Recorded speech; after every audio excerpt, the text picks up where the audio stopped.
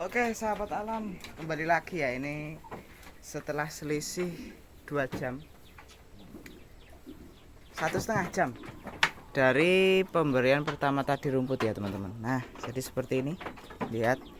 Nah, ketika dia sudah berdiri dengan kokoh seperti ini teman-teman, ini sebenarnya dia masih ada risiko terjepit lagi ketika dia salah melangkah teman-teman kakinya. Nah, kenapa kok yang sebelah ini kok enggak kita kasih teman-teman? Nah, gini,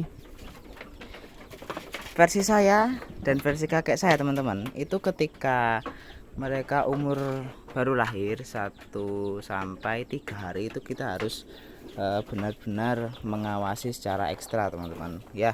Kita harus setidaknya rutin lah memberi rumput-rumput seperti ini. Kenapa? Karena di umur segitu dia memang bisa berdiri tapi belum menguasai medan teman-teman.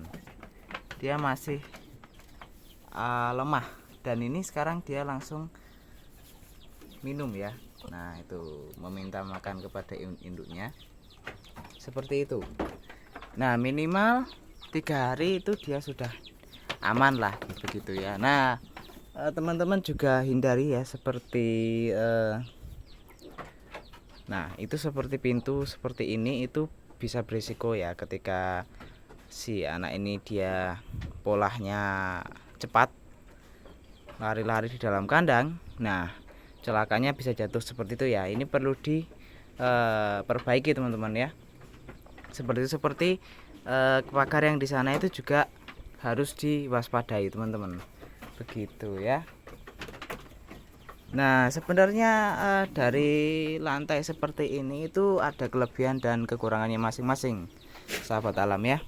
Jadi kekurangannya ketika anak kambing lahir, nah itu dia jatuh tuh tiba-tiba. Nah, seperti itu. Dia belum menguasai medan. Nah, itu dia bisa kejepit teman-teman. Nah, tapi kelebihannya menurut saya ketika si induk ini buang kotoran atau anaknya buang kotoran itu bisa cepat jatuh karena celahnya gede. Jadi kandang seperti ini lantainya harus, kalau ada yang hamil kita harus benar-benar bisa istilahnya itu nek basa Jawa niki mengindang-indangi atau kita mengira-ngira kapan dia lahir sehingga kita tepat waktu dalam memberi alas seperti ini. Sebenarnya nggak harus rumput teman-teman, bisa diganti karung gitu bisa. Cuman kenapa kita memilih rumput? Yang pertama, kalau si anak ini buang kotoran, induknya buang kotoran, tetap dia itu tidak kumuh. Kalau karung kan nanti ketumpuk di situ teman-teman, nggak ada yang berjatuhan.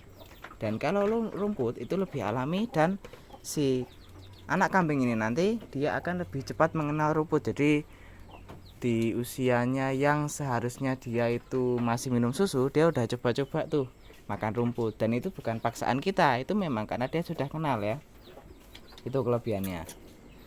Nah, kalau karung itu dia bisa kegulung juga, dan bisa kalau pas benangnya itu dia bodol bisa apa itu melilit kakinya. Nah, kenapa nih rumput-rumput kok enggak melilit kakinya ini? Nah, gini, rumput walaupun kayak seperti ini ya, dia tidak seperti terikat, tapi dia itu cepat terurai. Lihat teman-teman,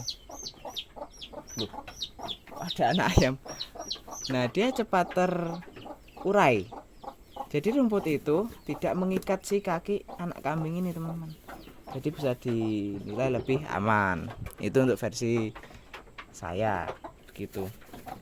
Dan ini dadaan ya, saya tidak ada yang tahu, cuman saya sendiri di rumah teman-teman posisinya nih. Nah, seperti ini. Dia langsung bisa berdiri teman-teman.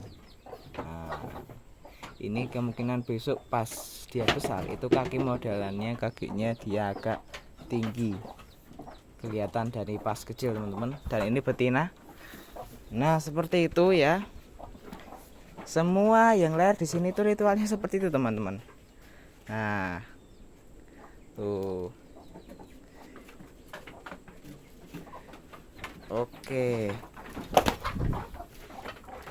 Nah, ini kambing yang dulu saya rawat dari kecil itu di dalam rumah teman-teman, karena dulu indukannya tidak mau menyusui, jadi saya gantikan dengan membelikan dia susu kambing lain teman-teman, yang dia itu asli ya, bukan bubuk ya. Sepengalaman saya teman-teman, entah bagaimana, saya itu mesti kalau memberi susu bubuk khusus anak kambing itu pasti hasilnya mereka namanya tuh rentan mati teman-teman.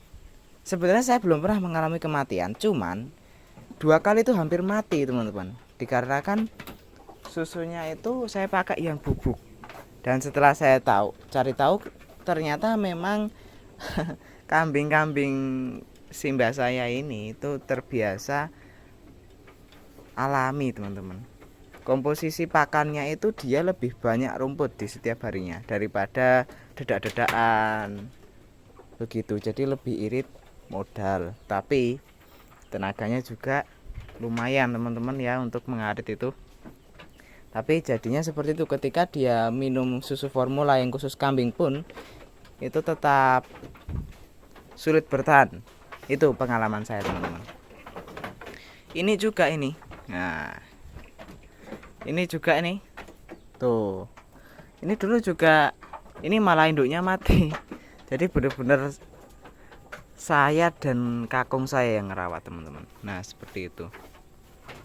Jadi kalau saya dulu merawatnya itu pagi saya minumin bisa sampai 2 botol teman-teman, 2 botol susu ya.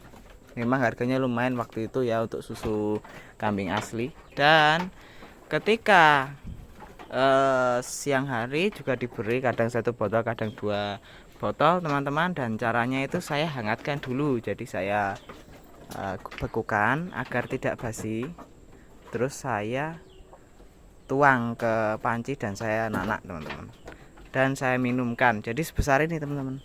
Tuh, halo, tuh dia masih sama manusia, ada kejinakan karena pernah dirawat sama manusia teman-teman. Nah, seperti itu.